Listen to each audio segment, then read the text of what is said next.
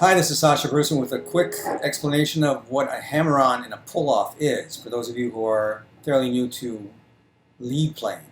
So a hammer-on is a note that you get by hitting the string itself.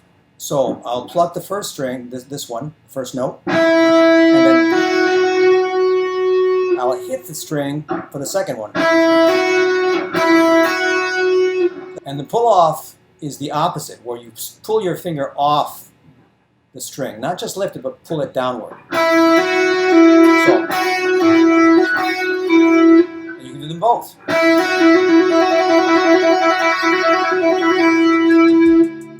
It's a very cool effect. Try it and have fun. See how you like it.